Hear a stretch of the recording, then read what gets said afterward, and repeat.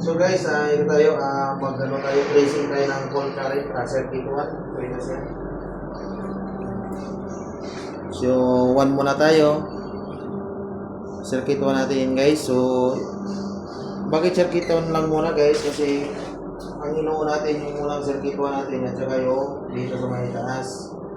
So, sa neutral, dapat naka-terminate siya bago ka mag-cold current kasi nga, para maalaman mo kung bagsak ba yung isang circuito o hindi.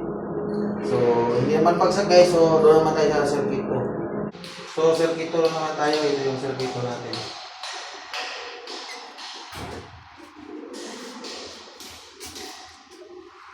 Yung to, may 0.5 yun to. So, kanina, yung circuit 1 natin, tinanggal natin siya. Circuit 2 naman tayo. So, ito yung neutral natin. Check natin yung neutral natin.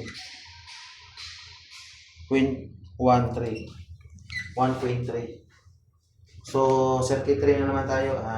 Determine na naman natin siya. So, sige.